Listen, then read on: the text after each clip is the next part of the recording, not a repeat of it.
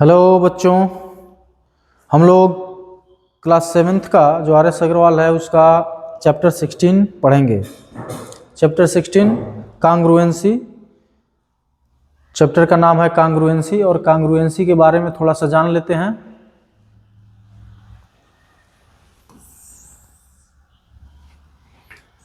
कांग्रुएंसी क्या होता है? सबसे पहले देख लीजिए कांग्रुएंसी की हिंदी क्या होती है। सर्वांग समता। सर्वांग समता। सर्वांग समता क्या है? और कांग्रुएंट का मतलब क्या होता है? सर्वांग सम। सर्वांग सम मतलब सभी अंग समान। सभी अंग समान। इस चैप्टर के अंदर हम लोगों को पढ़ना है प्लेन फिगर के बारे में और ऐसे दो फिगर जो एक दूसरे के कांग्रुएंट हों, एक दूसरे से कांग्रुएंट हों, उनके सभी पार्ट आपस में इक्वल हों।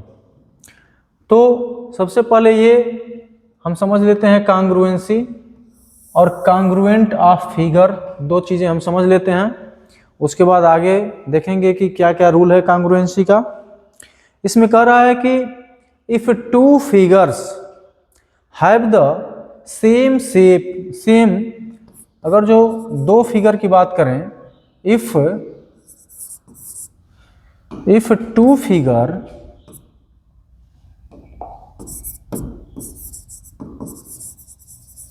Have same shape and size, then they are called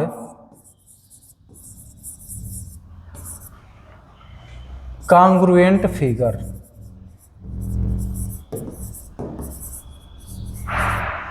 आप इस डिफिनीशन से ये समझ सकते हैं कि अगर दो फिगर का शेप और साइज दोनों बराबर होंगे तो हम कह सकते हैं कि ये दोनों फिगर कांग्रुएंट फिगर हैं। कांग्रुएंट का मतलब ही है सर्वांगसम, और सर्वांगसम का हमने जो अर्थ निकाला वो क्या है कि सभी अंग समान, उनके ऑल पार्ट आर इक्वल। अब थोड़ा सा एग्जाम्पल से हम इसको समझ लेते हैं कि कांग्रुएंट फिगर क्या होंगे। सबसे पहले हम ले लेते हैं दो लाइन सेगमेंट। क्या ले लेते हैं? दो लाइन सेगमेंट। एक ले लेते हैं AB और एक ले लेते हैं CD। एक हम लाइन सेगमेंट ले लेते हैं CD। मान लीजिए ये भी 6 सेंटीमीटर का हो और ये भी 6 सेंटीमीटर का है, तो ये दोनों आपस में कांग्रुएंट हैं। क्यों कांग्रुएंट हैं? शेप, इनका आकार जो है वो सेम है, एक ही तरह का है। लाइन सेगमेंट जो होते हैं, तो लाइन सेगमेंट छोटा होगा या बड़ा होगा, उनका जो शेप होगा वो सेम होगा। जैसे हम एक छोटी लाइन सेगमेंट ले लें 3 सेंटीमीटर का, एक बड़ी लाइन सेगमेंट ले लें 10 सेंटीमीटर का, तो जो इनका आकार है ये जिस आकार का है इसी आकार का ये भी है, जिस शेप में ये है उसी शेप में ये भी है, लेकिन इनका जो साइज है वो अनइक्वल है। तो जब इसका शेप और साइज दोनों इक्वल हो जाएंगे तो हम कहेंगे कि ये कांग्रुएंट फिगर हैं। यानी कि अगर जिस लाइन को हम इसके ऊपर रखें तो ये लाइन इसको पूरा पूरा ढक लेगी, और ये लाइन सेगमेंट इसको पूरा पूरा ढक लेगा, और तब हम कह देंगे कि AB और CD दोनों आपस में कांग्रुएंट हैं। कांग्रुएंट का साइन क्या होता है? Sign of congruent, sign of congruency. ये इक्वल के साइन के ऊपर एक सिमिलरिटी का साइन हम लगा देते हैं, ये हो जाता है कांग्रुएंट का साइन। अगर जो ये कहा जाए कि ट्रायंगल ABC, या अगर हम कहते हैं कि line segment AB is congruent to CD, तो या तो इसको हम स्टेटमेंट में ये बोल दिए कि congruent line segment AB is congruent to CD, या हम इसको लिख दें AB is congruent to CD, AB congruent CD। तो कांग्रुएंसी की जो साइन है वो ये है। कांग्रुएंसी की साइन क्या है, ये साइन जो है ऐसे हम जो लिखते हैं ये सिमिलरिटी की साइन होती है, और सिमिलरिटी के साइन के नीचे यानी कि हम लगा देते हैं इक्वल का साइन। तो आप देखिए ये जो सिमिलरिटी का साइन है ये बताता है कि उनका शेप इक्वल है, शेप समान शेप के हैं, सेम शेप के हैं, और सेम शेप के साथ इनका जो साइज है वो भी क्या है, इक्वल है। तो ये हो जाता है कांग्रुएंट सर्वांग का चिन्ह हो जाता है। अब इसमें हम देख लेते हैं कि अगर लाइन सेगमेंट में दो लाइन सेगमेंट एक दूसरे के केवल लेंथ उनकी इक्वल होगी तो ये कांग्रुएंट होंगे। अब इसके बाद से जैसे एंगल की अगर जो बात कर रहा है तो यदि दो एंगल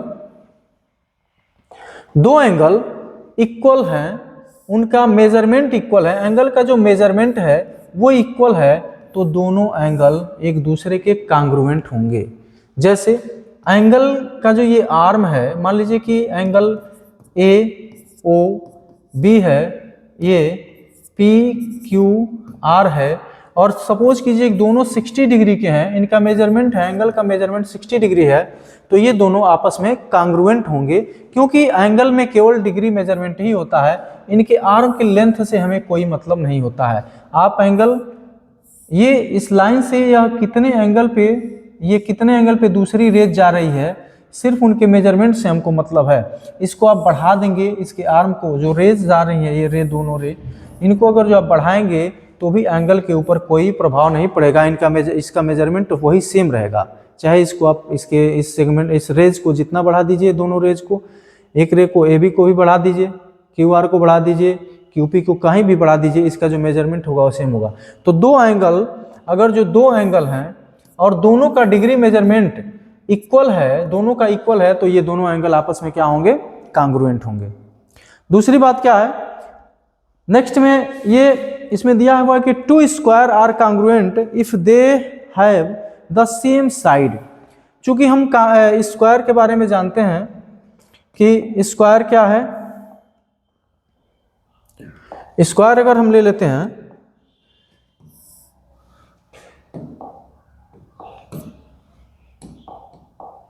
स्क्वायर की, अगर हम बात कर रहे हैं तो हम एक स्क्वायर ले लेते हैं और एक और स्क्वायर ले लेते हैं। अब देखिए स्क्वायर के बारे में हम जानते हैं कि स्क्वायर एक पैरेललोग्राम होता है, स्क्वायर एक पैरेललोग्राम होता है जिसके सारे एंगल, इंटीरियर एंगल का जो मेजरमेंट होता है वो 90 डिग्री होता है, ऑल एंगल 90 डिग्री के होते हैं, ये सारे एंगल जो होते हैं 90 डिग्री के होते हैं, सारे साइड इक्वल होते हैं। तो एक साइड जितना का होगा उतना ही का सेकंड, उतना ही थर्ड, उतना ही फोर्थ।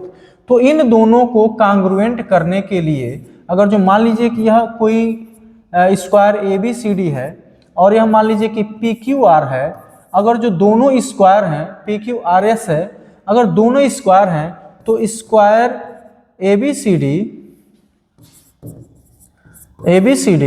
एंड स्क्वायर PQRS कब आपस में कांग्रुएंट होंगे, उसमें हमको सिर्फ एक चीज मिल जाए कि if AB equal to PQ या AB किसी एक साइड के बराबर अगर जो किसी दूसरे स्क्वायर की साइड बराबर हो जाती है तो ये दोनों स्क्वायर क्या हो जाते हैं, कांग्रुएंट हो जाते हैं। तो हम लिख सकते हैं कि ये square ABCD is congruent to square PQRS।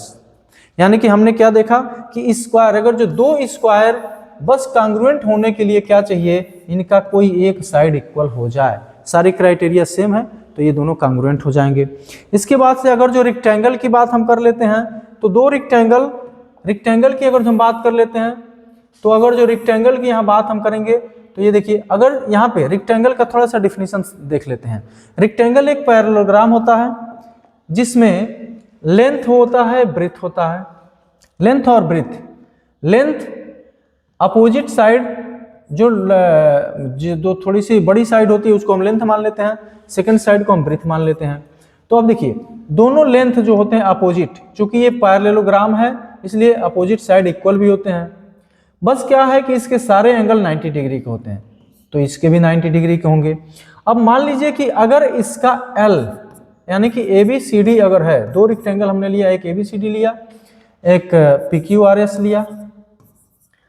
अब इसमें क्या है कि यदि यल इनका बराबर हो जाए, यल इक्वल टू यल हो जाए, यानी कि A B side P Q के इक्वल हो जाए और बी सी साइड किसके हो जाए, क्यू आर के इक्वल हो जाए, तो बस केवल हमको इनकी अगर जो इनका लेंथ का मेजरमेंट इक्वल हो जाएगा, लेंथ इक्वल लेंथ और ब्रेथ इक्वल ब्रेथ, तो हम कह सकते हैं कि ये दोनों आपस में क्या हैं, कांग्रुएंट हैं। चूंकि इसलिए कांग्रुएंट हैं क्योंकि इसका जो प्रॉपर्टी है ये इसके डायगोनल इक्वल होते हैं, दोनों डायगोनल आपस में क्या होंगे, इक्वल होंगे।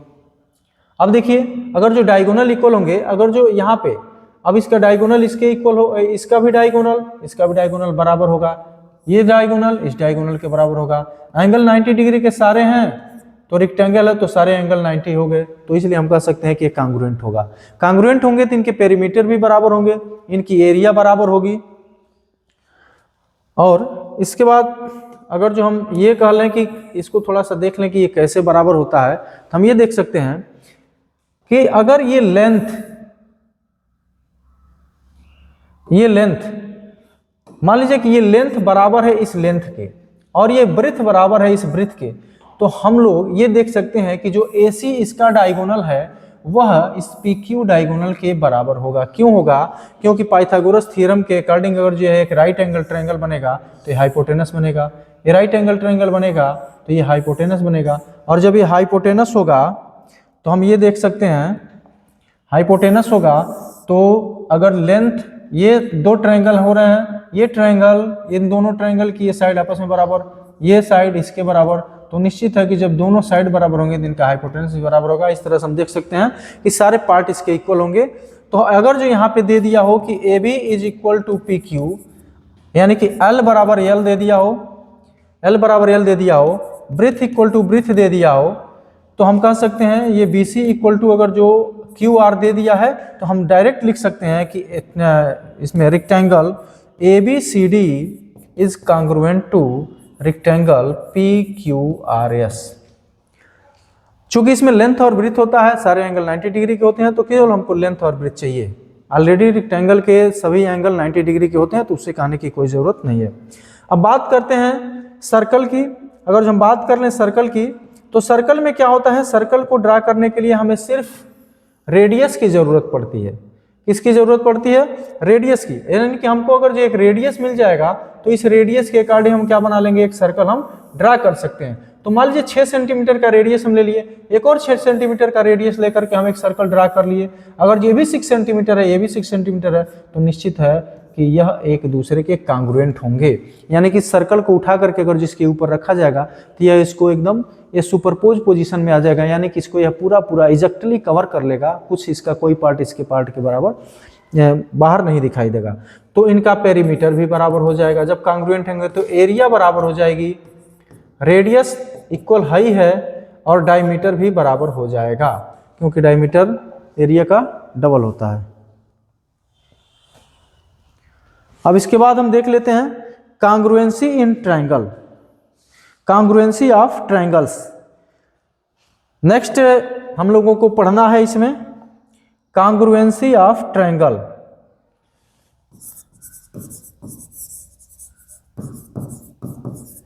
कांग्रुएंसी ऑफ ट्रायंगल। अब इसमें देखिए, अगर जो दो ट्रायंगल कांग्रुएंट कब होंगे, इसमें दिया है कि if two triangles are congruent if pairs of corresponding side and corresponding angles are equal.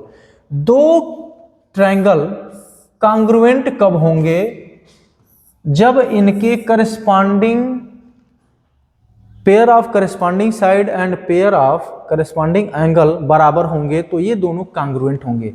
जरा सा हम समझ लेते हैं करस्पॉन्डिंग साइड क्या होगा, करस्पॉन्डिंग एंगल क्या होगा। यदि हमने बना दिया ट्रायंगल ABC, इसको बहुत ही बारीकी से समझना है, बना दिया है ट्रायंगल PQR, और यदि ट्रायंगल ABC कांग्रुएंट है ट्रायंगल PQR के, तो हम ये नहीं लिख सकते हैं कि ट्रायंगल ABC कांग्रुएंट होगा ट्रायंगल QPR के। अगर ये ट्रू है तो ये फॉल्स होगा, और ये फॉल्स होगा ये ट्रू होगा तो ये फॉल्स हो जाएगा, क्योंकि हमें इनको सेम शेप और सेम साइज में रखना है, यानी कि इनका शेप और साइज दोनों बराबर होगा, यानी कि इनका जो पोजीशन होगा वो भी सेम होगा, पोजीशन होगा वो भी सेम होगा। अगर हमने लिख दिया P को यहाँ लिख दिया, P Q को यहाँ लिख दिया, P को यहाँ लिख दिया, R यहाँ लिख दिया, तो ये चेंज हो जाएगा। यानी कि अभी यहाँ पे हम ये देख रहे हैं कि AB जो होगा वो किसके करेस्पॉन्डिंग होगा, इसके। करेस्पॉन्डिंग का मतलब क्या होता है, संगत। करेस्पॉन्डिंग का मतलब होता है संगत, यानी कि दो ट्रायंगल की संगत भुजाएं और संगत कोण यदि बराबर हैं तो वो ट्रायंगल कांग्रुएंट होंगे। अब देखिए जरा, अब ABC इसमें PQR यदि बराबर है तो पहला फर्स्ट सेकंड को लेते हैं, यानी कि अगर जो वर्टेक्स की बात करें तो A किसको रिप्रेजेंट करेगा, P को करेगा, B किसको करेगा, वर्टेक्स। वर्टेक्स जो है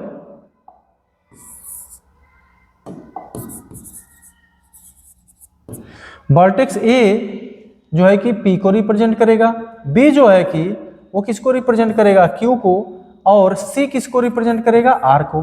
तो A के प्लेस, इसके फर्स्ट प्लेस पे क्या है A, तो इसका फर्स्ट प्लेस का हम लेंगे P, सेकंड प्लेस पे B तो इसका लेंगे Q, C R के होगा।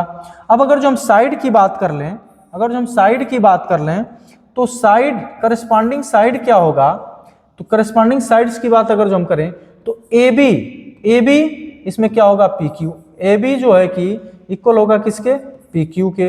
इस तरह से BC किसके होगा, QR के। हमें फिगर देखने की कोई जरूरत नहीं है, BC हम लिख सकते हैं QR के इक्वल होगा, और AC किसके इक्वल होगा, तो PR के इक्वल होगा। AC जो है कि वो PR के इक्वल होगा।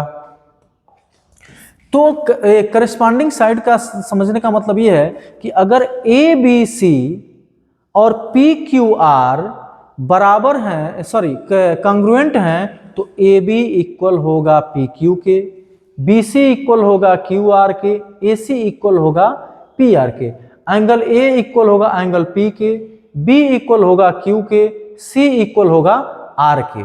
बात को समझिएगा। अब देखिए, अगर जो दो ट्रायंगल कांग्रुएंट हैं तो उनकी एरिया बराबर होगी, उनका पेरीमीटर बराबर होगा, उनके करस्पॉन्डिंग एंगल बराबर होंगे, साइड बराबर होंगी। लेकिन अगर दो ट्रायंगल दिया हुआ है और दो ट्रायंगल का पेरीमीटर इक्वल हो तो कोई जरूरी नहीं है कि वो कांग्रुएंट होंगे। अगर दो ट्रायंगल की एरिया बराबर हो तो कोई जरूरी नहीं है कि वो कांग्रुएंट होंगे, क्योंकि कांग्रुएंट तब होंगे जब उनके ऑल पार्ट इक्वल होंगे, उनका साइज इक्वल होगा। जैसे मान लीजिए कि हम एक ट्रायंगल ले लेते हैं, और ये हाइट हम ले लेते हैं 10 सेंटीमीटर का, और इसका जो एक साइड हम ले लेते हैं 8 सेंटीमीटर का। तो अगर जो हम यहाँ से एरिया निकालें तो 1/2 इंटू बेस इंटू हाइट से, बेस इंटू हाइट से हम इसका निकालेंगे तो 10 हो जाएगा। इसको हम ये 5, 8 5 जब 40, अगर जो सेंटीमीटर में है तो सेंटीमीटर स्क्वायर हो गया। और सपोज कीजिए कि इसका मैं अपोजिट थोड़ा सा कर दूं, इसी का थोड़ा सा अपोजिट मैं ये कर दूं कि बेस जो था 8 सेंटीमीटर का, जो बेस इनका 8 सेंटीमीटर का था, वो मैं क्या कर दूं, 10 सेंटीमीटर कर दूं। बेस को ही बढ़ा दिया, कितना, 10 कर दिया। बेस को बढ़ा दें 10, हाइट को कर दें 8, तो एरिया तो सेम होगा लेकिन ये कांग्रुएंट नहीं होंगे, क्योंकि यहाँ पे करस्पॉन्डिंग साइड आपस में बदल गए, एंगल भी बदल जाएगा, इसका यहाँ से जो मैंने एल्टीट्यूड ड्रा किया वो भी बदल जाएगा। तो एरिया बराबर हो सकती है, कोई जरूरी नहीं है कि वो कांग्रुएंट हों, लेकिन कांग्रुएंट होंगे तो ये एकदम निश्चित है कि उनकी एरिया बराबर होगी, पेरीमीटर बराबर होगा। अब देखिए कुछ कांग्रुएंसी के हम रूल पढ़ लेते हैं, प्रॉपर्टीज पढ़ लेते हैं। इसमें पहला दिया है कि SSS कांग्रुएंसी कंडीशन। अब देखिए कांग्रुएंसी इन ट्रायंगल में, कांग्रुएंसी ऑफ ट्रायंगल में हम लोग पहला पढ़ेंगे साइड साइड साइड कांग्रुएंसी प्रॉपर्टी। तो क्या हम पढ़ रहे हैं, साइड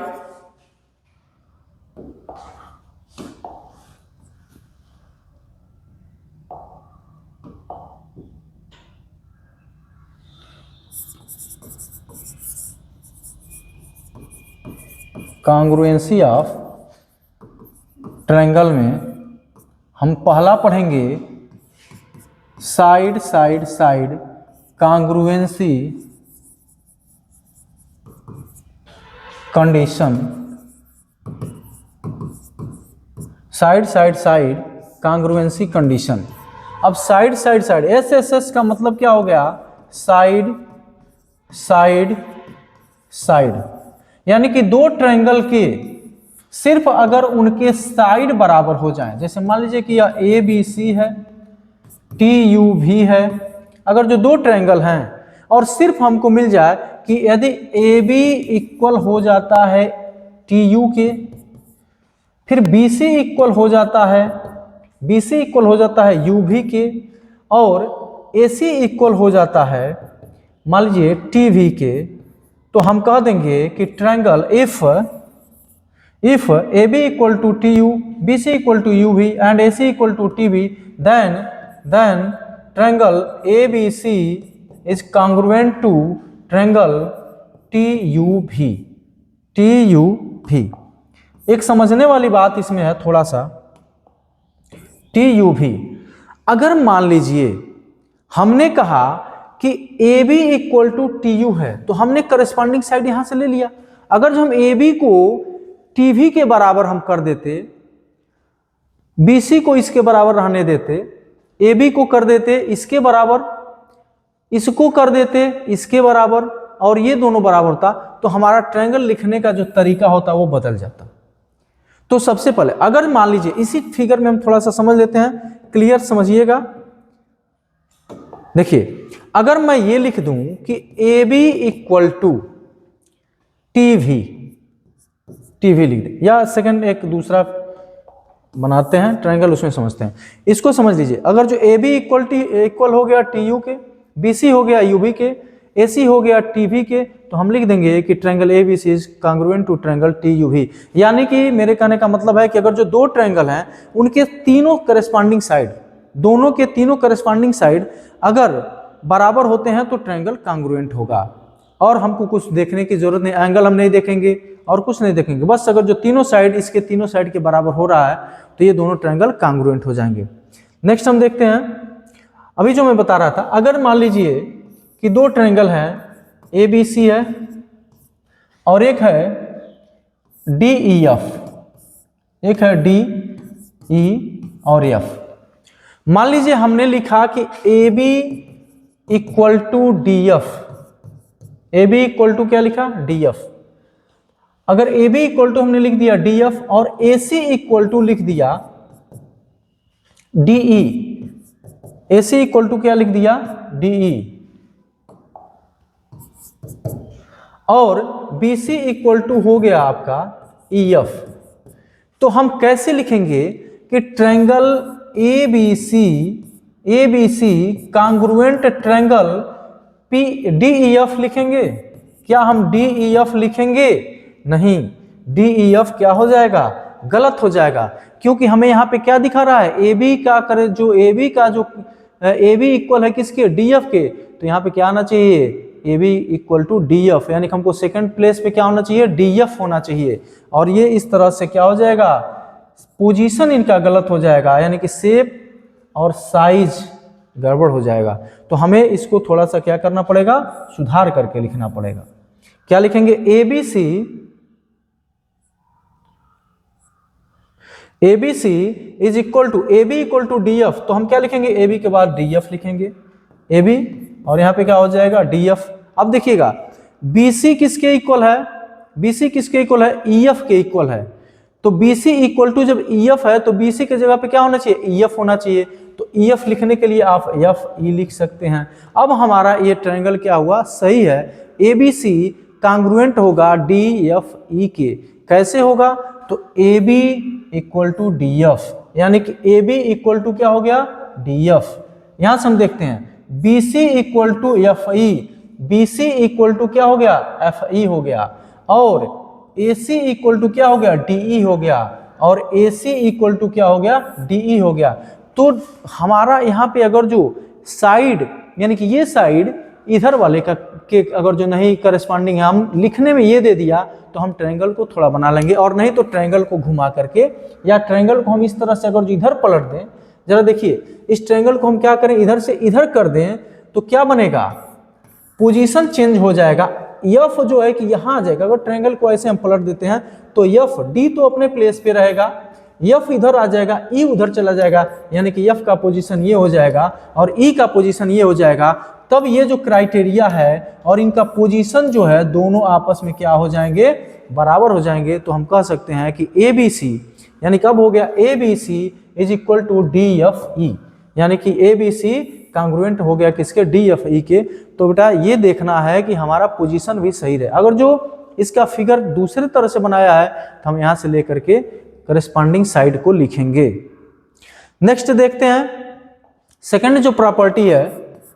अब देखिए साइड साइड साइड प्रॉपर्टी है तो एंगल एंगल एंगल प्रॉपर्टी होना चाहिए, लेकिन एंगल एंगल प्रॉपर्टी नहीं होता है, क्योंकि ट्रायंगल आप छोटा बनाएंगे, ट्रायंगल बड़ा बनाएंगे, इसके भी तीनों एंगल का सम 180 होगा, ये बड़े वाले के भी 180 होगा, समझे। ये मान लीजिए इक्विलेटरल ट्रायंगल आप बना दिए तो 60-60 डिग्री के होंगे, यहाँ भी 60-60 डिग्री के हो जाएंगे, लेकिन इनकी जो साइज है साइड की, एंगल तो इक्वल हो गए, साइज है वो नहीं बराबर होगा।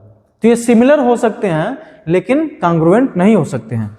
सेकंड जो प्रॉपर्टी दिया है SAS congruency condition, SAS second जो दिया है SAS यानी कि side angle side condition, SSS congruency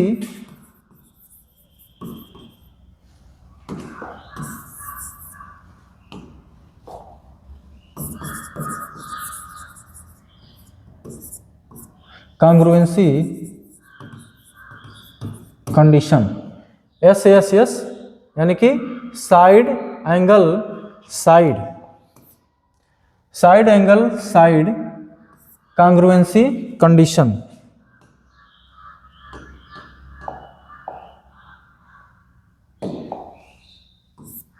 congruency condition यानी कि दो ट्रायंगल होंगे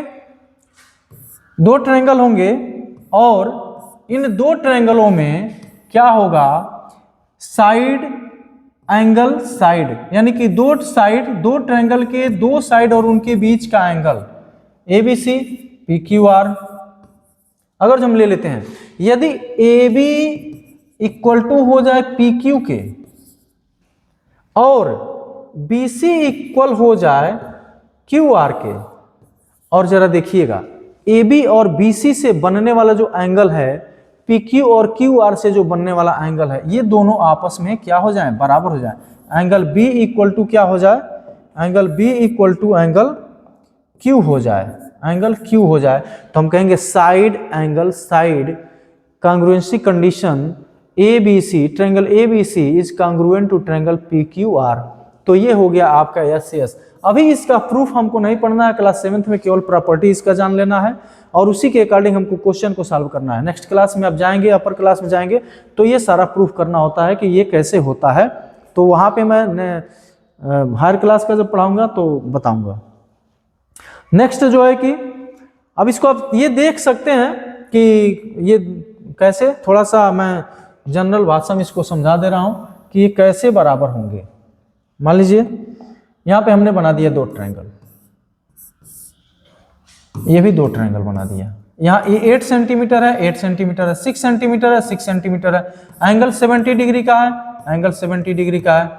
अब जरा देखिएगा, जब ये एंगल 70 डिग्री का है और 8 है, तो दोनों के कंडीशन में हम अगर जो एक लाइन ड्रा कर दें 6 सेंटीमीटर, अगर हम इनका कंस्ट्रक्शन करें तो दोनों सेम ट्रायंगल, यानी कि सेम काम दोनों जगह हम करेंगे, कंस्ट्रक्शन इनका होगा। जब कंस्ट्रक्शन हम करेंगे तो हमको प्रोडक्ट जो मिलेगा वो सेम मिलेगा और एक ही प्रोडक्ट मिलेगा, इसलिए दोनों कांग्रुएंट होंगे। अब देखिए हमने 6 सेंटीमीटर का एक लाइन ड्रा किया, लाइन सेगमेंट एक ड्रा किया 6 सेंटीमीटर का, दूसरा भी एक लाइन सेगमेंट 6 सेंटीमीटर का हमने ड्रा किया। हम यहाँ से 70 डिग्री बनाती हुई एक लाइन ड्रा कर दिए, 70 डिग्री बनाती हुई लाइन एक ड्रा कर दिए। हम यहाँ से भी वही काम किया, 70 डिग्री लाइन डिग्री का एंगल बनाते हुए एक लाइन ड्रा कर दिए। 8 सेंटीमीटर पर इसको कट कर दिए, 8 सेंटीमीटर पर इसको कट कर दिए। अब बताइए इनको जोड़ेंगे तो दोनों एक ही काम कर रहे हैं, तो ये भी बराबर होगा कि नहीं बराबर होगा? ये दोनों बराबर है ही हैं, ये भी बराबर हो ही जाएगा। तो हम क्या कहेंगे, side side side congruency condition से, कांग्रुएंसी रूल से ये दोनों क्या हो गए, कांग्रुएंट हो गए। नेक्स्ट हम देखते हैं, नेक्स्ट जो प्रॉपर्टी दिया है ASA, angle side angle. ASA का मतलब हो गया angle angle side angle congruency condition. Side angle. अब देखिए, अब वहां पे क्या था कि दो साइड और बीच का एंगल, यहां पे क्या है, दो एंगल और उनके बीच की साइड अगर जो बराबर हो जाते हैं तो हम कह देंगे कि ये दोनों ट्रायंगल क्या हैं, कांग्रुएंट हैं। अब क्या है, अगर ये दो एंगल, ये एंगल इसके बराबर हो जाए, ठीक है, और ये एंगल, ठीक है, इसके बराबर हो जाए, और मान लीजिए कि यह साइड इस साइड के बराबर हो जाए। मान लीजिए MNOPQR दो ट्रायंगल हैं, और इसमें यदि हमको दिख गया, इसमें दिख गया यदि angle N is equal to angle Q and angle O is equal to angle R, तो हम कह सकते हैं, और तथा एंड ये N इक्वल टू Q हो गया, O इक्वल टू R हो गया, and NO side NO equal to QR, then by angle side angle congruency condition ये दोनों ट्रायंगल जो हो जाएंगे, ट्रायंगल MNO कांग्रुएंट हो जाएगा ट्रायंगल PQR के। यानी कि दो ट्रायंगल के दो एंगल, दो करेस्पॉन्डिंग एंगल, उनके बीच का साइड अगर जो इक्वल होता है तो ये दोनों ट्रायंगल क्या हो जाएंगे, कांग्रुएंट हो जाएंगे।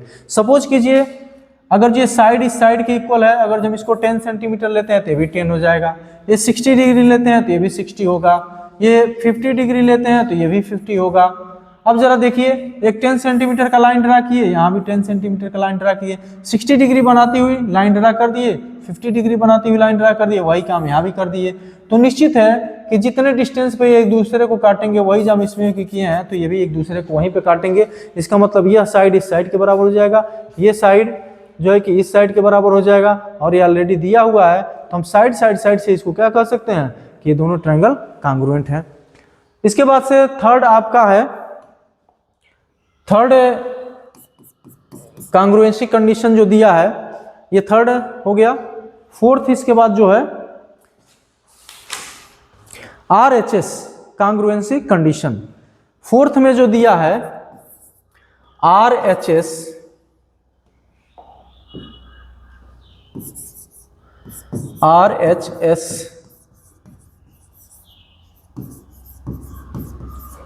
कांग्रुएंसी कंडीशन।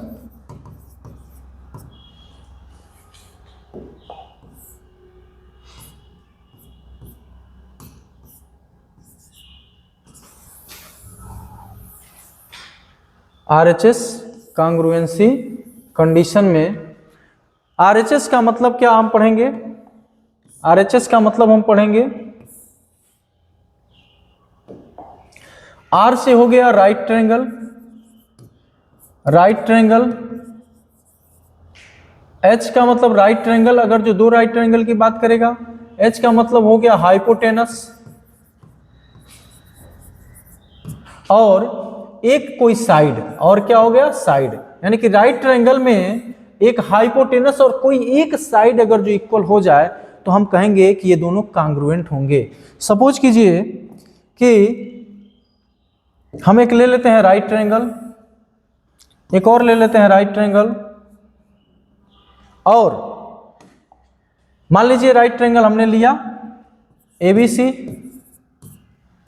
PQR, समझिएगा, अगर जिसके हाइपोटेनस बराबर हो, सपोज कीजिए 10 सेंटीमीटर का है, ये भी क्या हो, 10 सेंटीमीटर का हो, ये 6 सेंटीमीटर का हो, ये भी क्या हो, 6 सेंटीमीटर का हो, तो बस हमको दिख जाए कि ये राइट ट्रायंगल है, यानी कि ऐसा ट्रायंगल है जिसमें एक एंगल 90 डिग्री का है, और हाइपोटेनस और कोई एक साइड, राइट ट्रायंगल में केवल हाइपोटेनस और एक साइड इक्वल हो जाए तो हम कह देंगे कांग्रुएंट है, क्योंकि हम जानते हैं हाइपोटेनस के स्क्वायर में से इसके स्क्वायर को माइनस करेंगे तो ये स्क्वायर आएगा, और वही चीज यहाँ भी आएगा, हाइपोटेनस के स्क्वायर में से इसके स्क्वायर को माइनस करेंगे तो पी क्यू का स्क्वायर आ जाएगा।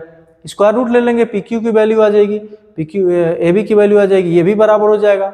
अगर हम इसकी बात करें तो अंडर रूट में क्या हो जाएगा, 10 स्क्वायर माइनस 6 स्क्वायर, यानी कि 100 माइनस 36, 100 माइनस 36 कितना हो जाएगा 64, और 64 की वैल्यू क्या आ जाएगी 8, इस तरह से इसकी भी वैल्यू क्या आ जाएगी 8, तो यह 8 हो गया, 10 हो गया, 10 हो गया, 6 हो गया, 6 हो गया। तो यहाँ पे हम देख रहे हैं कि फर्स्ट कंडीशन के अकॉर्डिंग साइड से ये हो गया कांग्रुएंट।